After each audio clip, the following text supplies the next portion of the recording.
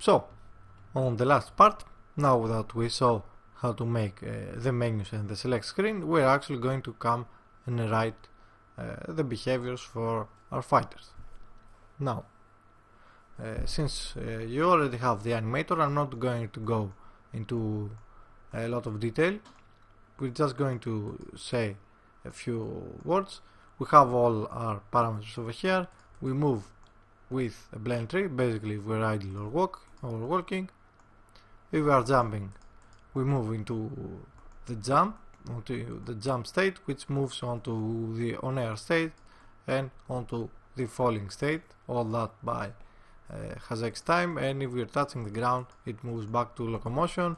If we are attacking, it will move into the jump attack, or if you want to have more than one jump attack, you can add it over here and add, instead of attacking, moving to this attack, move to the other attack, and so on. And from the jump attack, you'll be falling to the falling state. Now, if you want to do the crouching, is very similar. If you are crouching, you move to the crouch state, and from that, if you are attacking, you move there. If you want to attack, we're only going to see one form of combo, and because I do not have any other animations for it. So when the user clicks or hits the attack button, it's going to move into this state. There is a timer that we do from inside the script, and if by that time, or basically if the state has reached it played its animation, it's completely up to the state to control its X time. Okay, it will move back to the locomotion. Now, before it ends, it exits the stage. If the player hits the second attack button or the other button, it will move into the different animation, which is the punch B.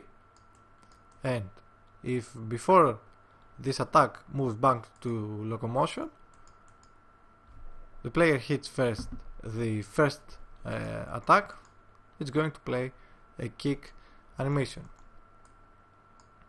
Okay, now this way it's up to the states to know how much time it takes for them to play, and the time window the player has to hit another button again.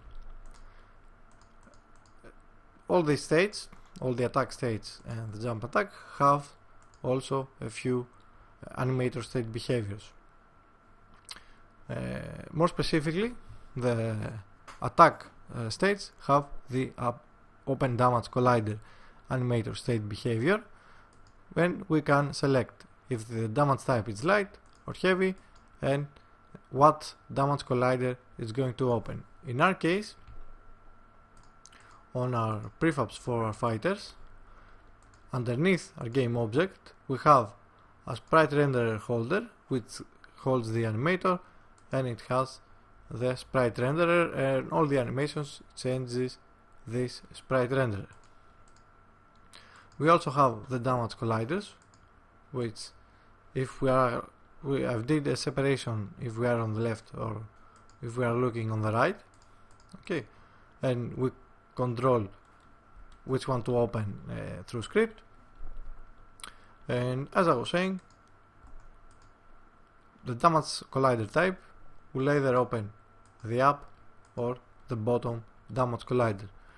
Now, of course, you can have a lot more colliders and a lot more cases, but for the simple stuff we're going to do right now, it's these two will work perfectly. Movement colliders are still the same, just a separation.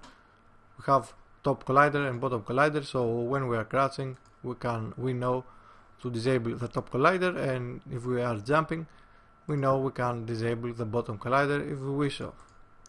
Okay, so basically the top game object is what holds all our scripts and our rigid body, and this will have freeze the rotation on the Z. and underneath it we have movement colliders and damage colliders and so on.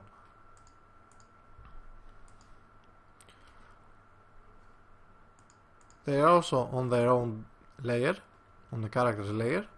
Okay, so you do not have to make that, it's already in the project you downloaded. Now let's go back to the animator. Let's actually see, or maybe not, let's see it later, what goes inside the animator state behaviors. The other animator state behavior I have is the change bool, which whenever the animator leaves the locomotion state, it's going to disable it's going to enable the don't move. So in turn, by script, we look what the status of this boolean is, and we either allow our player to walk or not. Okay, and whenever it renders this state from, it doesn't matter what from the other state it was, we're going to be enabling the movement for our character. Let's actually see this script. It's pretty simple, and you can reuse this for a lot of, basically every time you want to change stuff on the animator without a lot of trouble. Okay, public string bool name. We just have to place the bool name, the status, and if we want it to be resetted on exit. So on state enter, it goes and finds the bool we indicate by using the bool name, and it changes to the status we want to have. Okay, so it's either true or false. Now when it leaves the state, if we have enabled reset on exit, it's just going to go to the same bool and make it to have the opposite of the status you have over here. So if I want a boolean, in our case don't move, to whenever we are leaving the state to reset, okay, I will leave it on status, the status I will leave it to false. So when it enters the state, it's going to when it exits the state, it's going to have the opposite state of status, which in our case will be true. So our characters or our fighters will not move.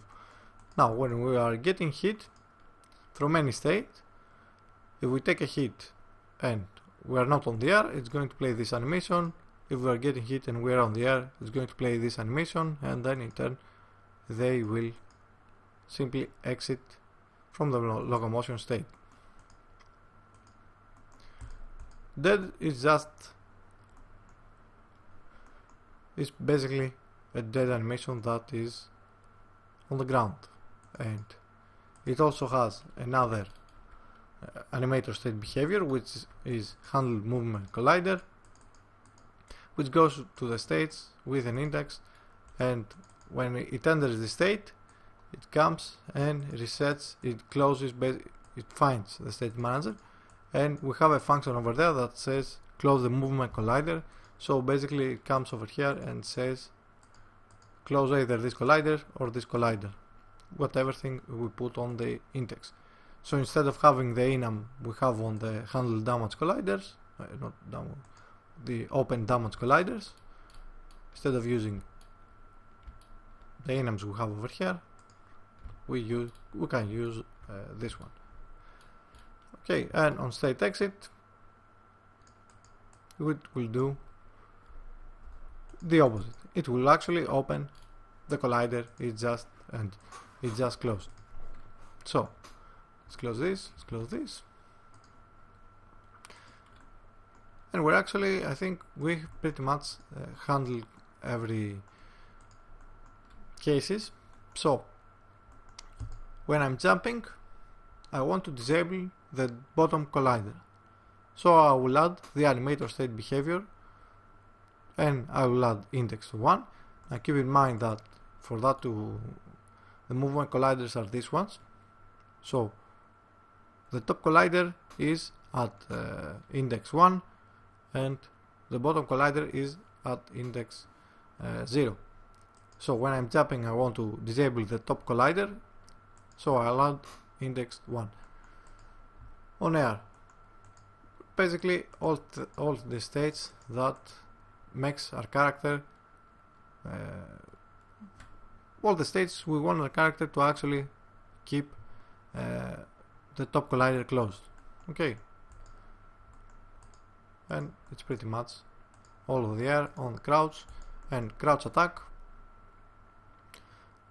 We place on all attacks open damage collider. So on jump and attack we will have both.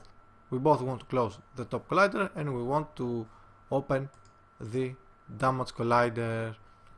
Okay, for the jump attack I'm going to make it damage type heavy, and I'm going to open the damage collider, the upper damage collider.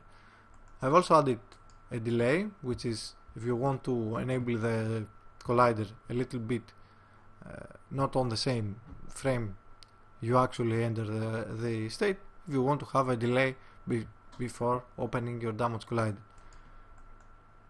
So for the kick, since it's the last animation on the combo, I'll have it still on heavy. I will open the upper damage collider and I'll have a delay of 0.2 seconds. Now let's see actually what comes in the open damage collider. We need a reference to the state manager, and on the handle damage colliders script we'll come over here. This is a script that controls the damage colliders. Okay, we have two arrays with our left and right damage colliders. We have few enums for the damage type and the damage collider type. Okay, which is what we control from the script. And the delay. So basically when we're rendering the state, if we do not have the reference to the state manager, we go and find it by using from the animator the transform. We know it's in the same, and say use get component parent to get the state manager. After that we call the reference to the handle damage collider, which we will see in a bit inside the state manager, and we call a function that you can understand what it does. It opens the damage collider and we pass the damage type, we pass the delay we want to have, the damage collider type, we pass the delay, and we pass the damage type, and on exit it calls the function from the same script that closes all the colliders. Okay, and this is the same as this. So that's basically everything we need to cover inside the animator. If you want to create a new combo, you just have to go into your animations. I'll just use the same. Okay, you drop your animations and make transitions. You do not want exit time, transition duration doesn't matter, but you want to say attack 2, and this needs to return back. Exit time should be 1, so that plays the whole length of the animation, or if you do not want to play the whole length of the animation, you will use something else. Okay, this will make the character play the first animation, so this will be identical. So let's put the punch B over here, and let's make it play the other animation. So we will go over here, do not want exit time, this doesn't matter, and we will add attack to true, and this will go back. And no, we want exit time. Okay, so these two basically it's a different combo. Now, even though they will play the same animations right now, just on the opposite side, they will do pretty much the same job. But since these are attack animations, I should add a new behavior which says open damage collider, and I will say it's a light attack, and open the upper damage collider, and we do not want any delay. On the second we'll add the same, we'll make it heavy just for different sakes, and I'll open I'll open the app Damage Collider. Okay, now since this animator is shared between all our prefabs, which is basically the same fighter, just with a little tint over his sprite render, I do not have to click apply for this to work. Now, well, basically now we are ready to start actually writing these scripts. Keep in mind that in any case we want to have closed everything that controls our characters. We want to have closed. Since these are user characters, we want the input handler to be closed, to be starting as disabled. Okay, and later on where we're going to write the AI, we want the AI to also start disabled. So let's see the state manager first. We saw it a bit in the previous videos, but doesn't matter, let's just see it again. Health. Okay, horizontal, vertical. And the attacks, all these update from the inputs instead of, they update directly from the inputs. If we can attack, if we are getting hit, if we are currently attacking, if we do not want to move, if we are on the ground, and if we are looking towards the right. Health slider is the slider, well, the health slider, this over here, or the other one if you are the second player. The sprite renderer is the reference to the sprite renderer, and we have the other two scripts, which is the handle damage collider, handle animation, handle movement, references to them. And because I want to access them from other scripts, but I do not want them in the inspector, I have the hide in inspector. We have an array with our two movement colliders, and on start we start getting the references. On fixed update, if we are going into the sprite renderer over here and we're hitting flip or not, it's controlled by the boolean we have in our states, look right. Okay, if we are on the ground, let's go to the definition. It's a boolean that returns, it masks out the layer of your player, and it masks out the ignore recast layer. It does a recast from the transverse position to basically down for a point of 0.1, and it masks out the layer, and it returns what this return. Okay, so if we are on the ground or not, it's controlled by this recast.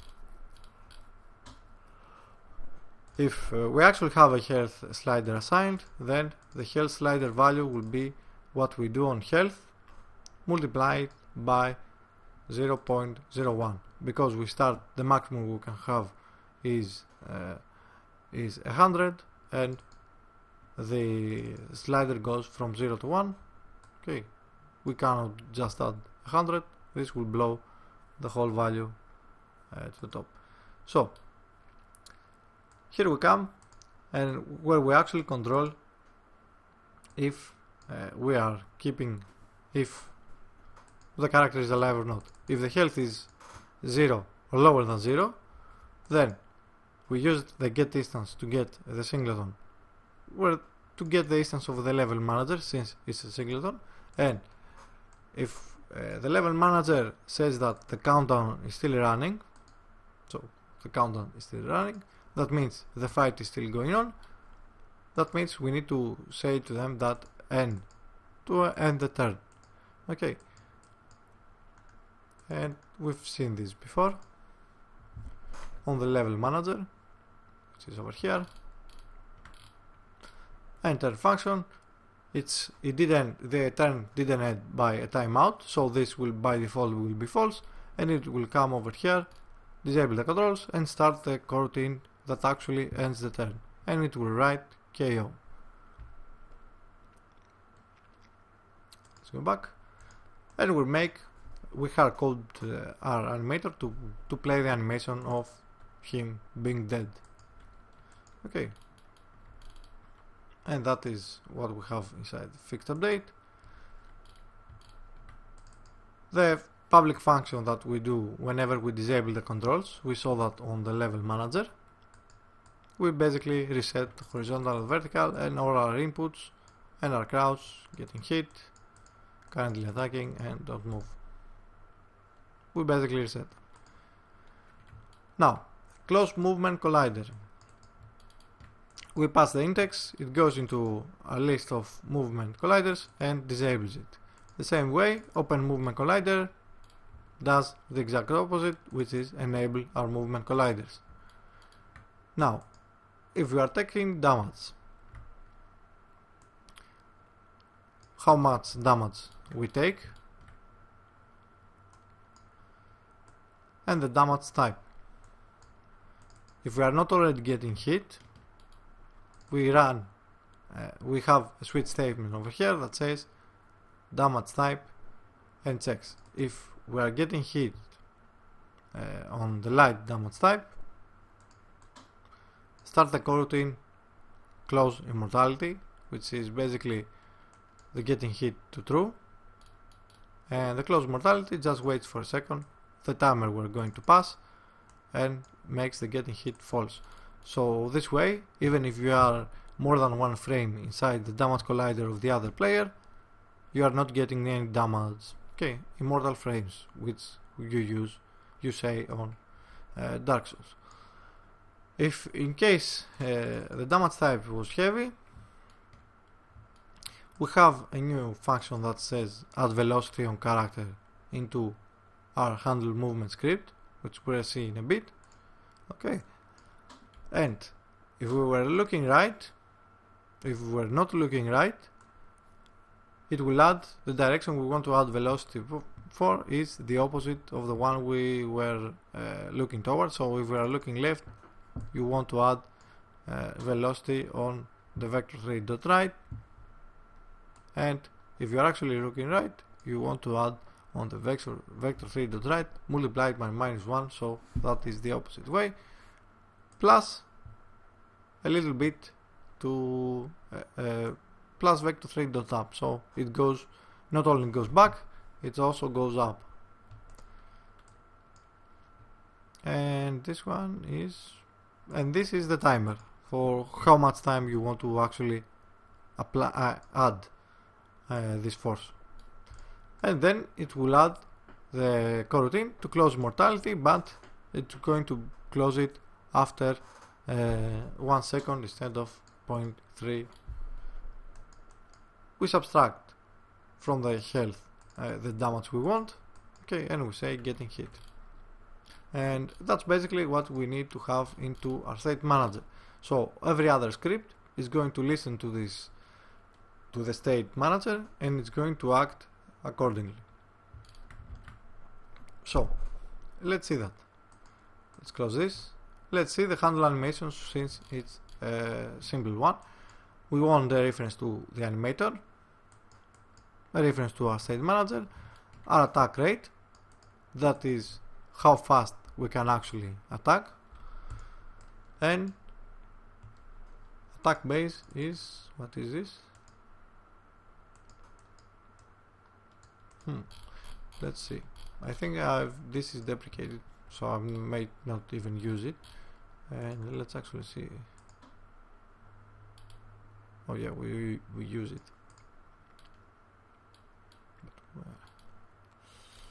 Anyway, let's see. We will see in a bit where this is, where this goes.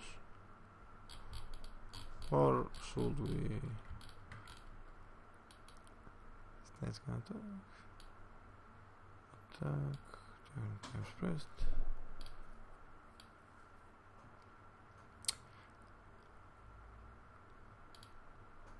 Yeah, it counts how much times we have attacked. So let's actually see it. We have a serializable class over here, attack base, which if we're actually attacking, a attack timer, and how many times we pressed it. So we get the reference to the state manager and the animator. The animator is in a children game object, keep that in mind. And then on fixed update, if we have on states if we are not moving, we control it by the boolean on the animator, which is called don't move. Okay, this updates the states manager. If we are taking hit, if we are getting hit in the states manager. On the animator, if we are on the air, if we are not on the ground, on the states manager. If we are crouching on the animator, is controlled by if we are crouching on the state manager. Now, the movement. The movement will be the absolute value of what our state manager horizontal says. So even if we are clicking to go left or if we are moving to the right, it will always make it so that we are walking. And we set the movement over here. Now, if the state's vertical is lower than 0, that means the player is holding the down button, so that means that the crouch is true. If not, crouch is false, you not want to crouch. Handle attacks is another function that we hold all our attack logic. So, if we can attack, okay, because we are getting hit, we cannot attack. Simple. If states it's the first attack, then we go and say to the first attack into our list over here, well, not the list, into our reference to our base class. Okay, we go to the first attack and say it's true, you are attacking. We reset the attack timer 0 and we add to how many times we pressed that attack. So in turn, if the attack says we are attacking, then we go and add to the attack timer, and if the attack timer is greater than the attack rate or the attacks where we pressed 3 or more times the attack button, okay, we reset everything. And the times pressed is basically to eliminate a bit if somebody is holding down the attack button. Okay, so you need to, if it holds it for more than 3 frames, then it's going to make it so that he attacks again after that, after the 3 frames and after the attack timer has ended, okay, from the attack rate. Next, the same for the second attack. If you want to add more keys, you basically need to come over here and either encapsulate all this process or just keep adding stuff to this. Okay, exactly the same times pressed, attack, time, and all this stuff. And when all this upper stuff ends, we're going to come over here and say both the attack 1 into the animator and the attack 2 on the animator, attack, okay, they correspond to basically to what we have into our list. Now keep in mind that this is an array and I've also initialized it by having new attacks base to 2. So that is how we handle the animations. We take every info we need to take from the state manager and we update a few values of the state manager and we basically handle the animations. Handle damage colliders. Since we have I have separated the left and right damage colliders, as you see over here, because I want to control programmatically which side we are looking for or we are looking towards to, since we are not really rotating our character from one side to the other. The damage type and the damage collider type, we talked about that. A reference to the states. We start by getting the reference to the state manager. Close colliders is what you can guess. It just goes into damage colliders into both of the lists and just closes them up. Since both lists, the damage collider left and the right, have the same entries, okay, then I do not have to do a separate for loop for the other list. I can use the same. If we want to open a collider, we need to pass the damage collider type. So if we are opening the bottom or the up, our delay, and the damage type. The damage type is purely for passing it to the state manager. So if we are not looking right, that means we are looking left, we have a switch for our damage collider type, and we have a coroutine we call open collider. So basically it goes and opens up, either up or bottom, and after that just passes the references, and the same for the other side. Okay, pretty simple, couldn't be any more simpler. Let's see our coroutine. Now the coroutine takes an array of game objects, and that is the list. This is the list of our game objects, and 0 and 1 is actually the entries into our list. So we go over here and say, on the list you are passing, I want you to close your first entry or your second entry, or to open. The delay is with what delay, okay. If it's at 0, there is no delay, and the damage type just simply goes into, it does on the entry you have on that collider, it's going to go into its own script, the do damage script, which we have on our damage colliders, and it's going to change to update the damage type.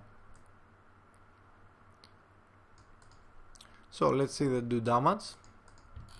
Now do damage script goes to the actual collider where we have it. Okay, these colliders are triggers, and it simply has a light or heavy attack.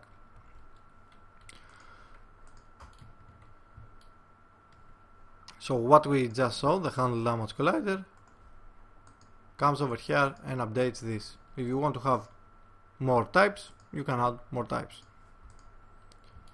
We need a reference to our own state manager so that we know we are not hitting ourselves, or you might want to hit yourself, it's all up to you, and the reference to the damage type. On start, we get the state manager from the parents, from the parent game object, and we say on trigger enter collider other, on trigger enter 2D, and if the other collider we hit has a state manager that is has a state manager in the parent game object, and we store it over here, and that state manager is not equal to our own state manager, then that state manager call the function to take damage, just takes 30 damage and pass the damage type you have updated from the damage collider. Okay, very simple enough. Okay, this is really basic stuff. I don't think anyone will have problem with this. Now keep in mind that this has a small problem, that even if you hit a damage collider, you will actually, even if you hit the other guy's damage collider, you will actually still make him do damage. In order to combat that, you can simply just add a bit more logic in here, on a bit more if statements. So if the other state damage, well, let's see it. If the other state is not currently attacking, okay, something like this, then that means even if you hit the other guy's damage collider, then it will take it so that you didn't actually hit him. So there goes the input handler. So that leaves us with the handle movement and input handler. Input handler is pretty simple. The public string is the player input, is the input ID we talked on the previous videos, and a few variables over here: horizontal, vertical, attack 1, 2 and 3, and reference to the state manager. We set up the reference, we get the reference to the state manager, and on fixed update comes what we talked on the previous videos too. Okay, we update these variables based on the axis we take from horizontal plus the player input. So the first player input is an empty string, so it will get the horizontal, the vertical and the rest. And then in turn it's going to go into the state manager and just update horizontal, vertical, and if we are attacking or not. And let's go to the bigger script we're going to see over here. It's what handles the movement. We need a reference to the rigid body 2D. We need a reference to the state manager and a reference to the handle animation. Basically, the variables we're going to need for where we are moving: acceleration, air acceleration, maximum speed, jump speed. Now keep in mind these aren't the actual values I'm using. I think so. Let's actually see. Air acceleration, yeah, they are not the same. Acceleration will be 30, air acceleration 15, maximum speed will be 60. Okay, this of course should probably be tweaked for your own game. And jump speed and jump duration, I see here that is 5 and 5. Okay, so these are the values I'm actually using.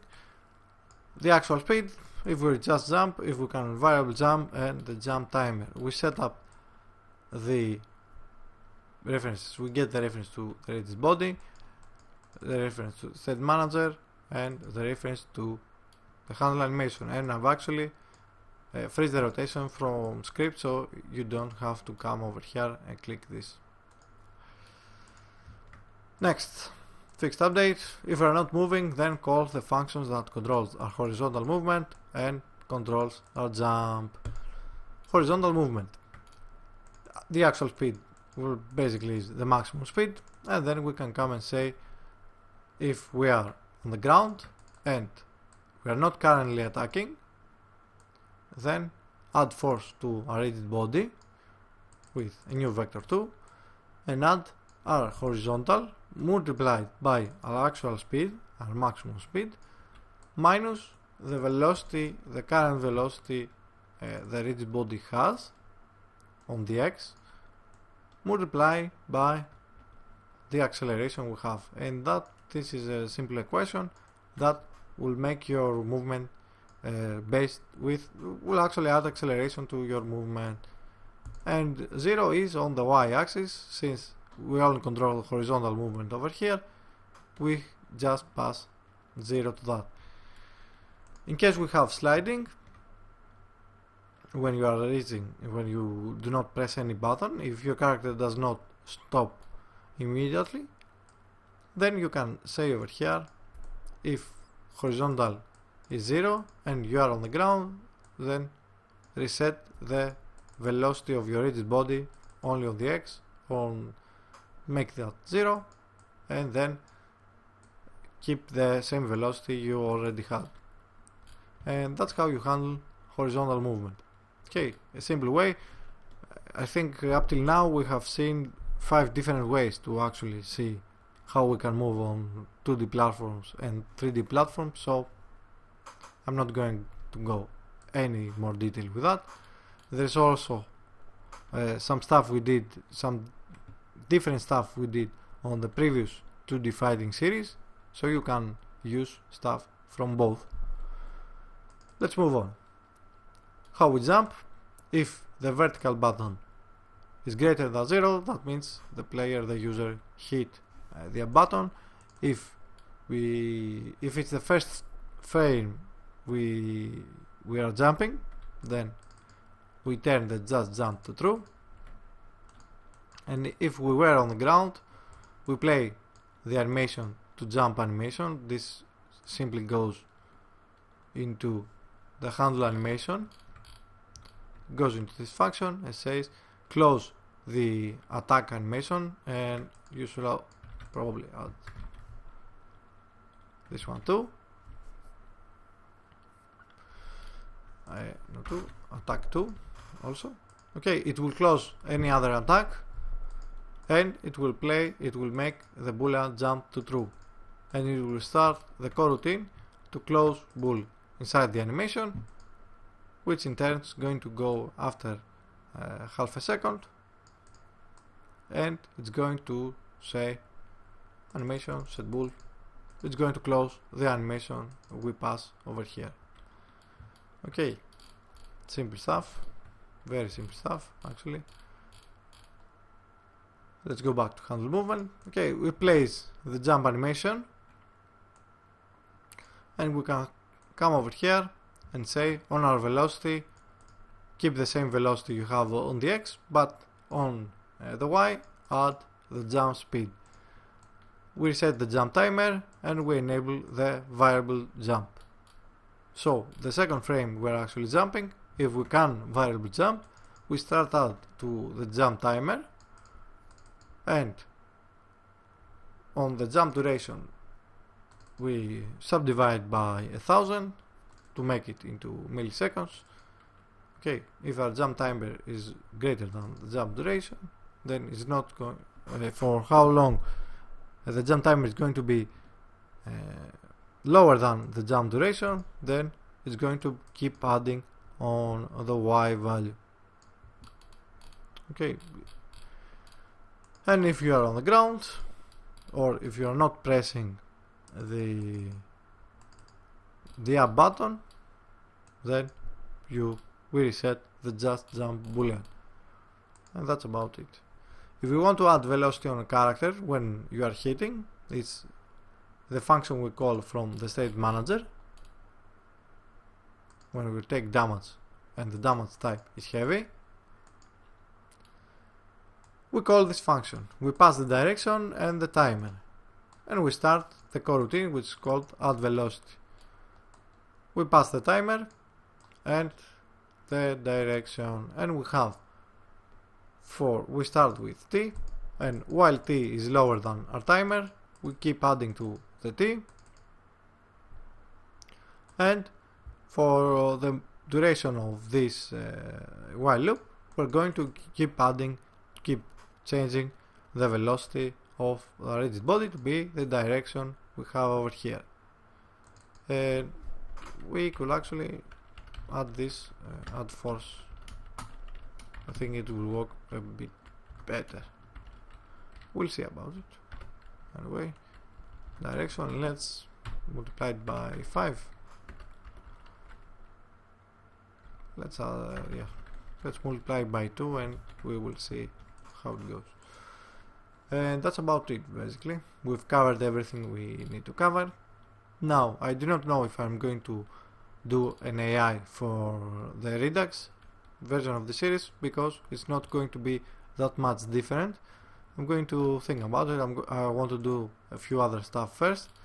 Do not forget to add all your components into your prefabs, and you need to add them into all these 3 prefabs, okay,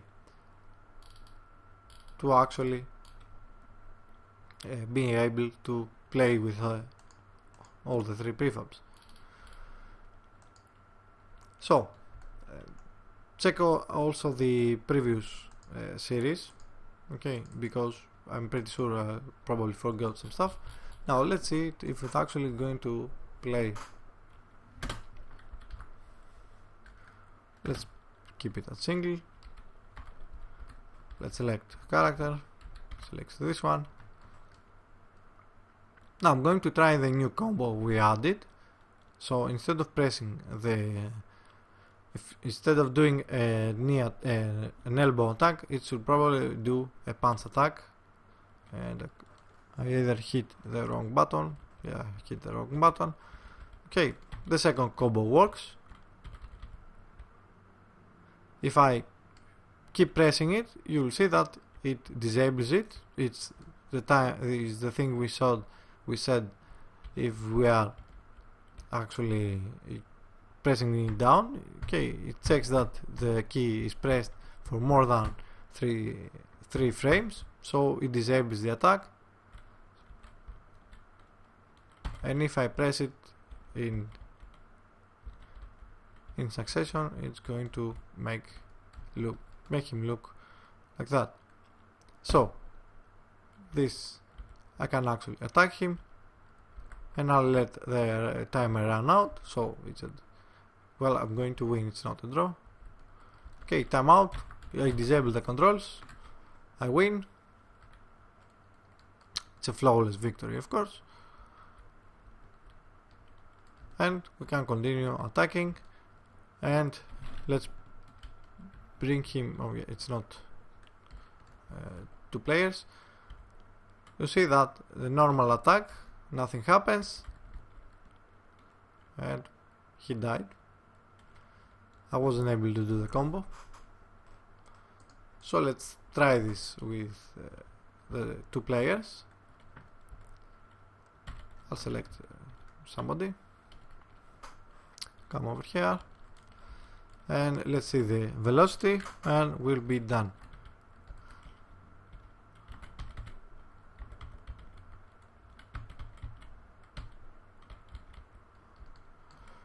Let's see. Oops. Yeah. Well, he died before I could do the combo. Doesn't matter. We know it's going to work. Let's try this one last time, and if it doesn't, then yeah. If you saw, the velocity was too small, so I'm going to come over here and make this, let's blow it up, let's make it 15, doesn't matter. And let's change the damage we're actually going to do, and I think it was, where was it? Oh, the state manager, take damage, health minus damage. Let's see all the references, take damage over here, I'll do damage.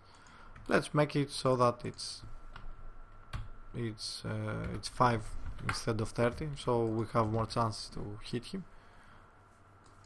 Let's hit play.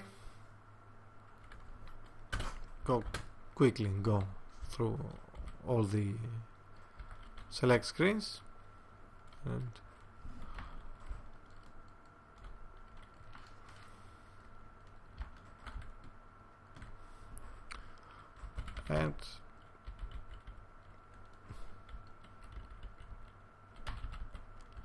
okay,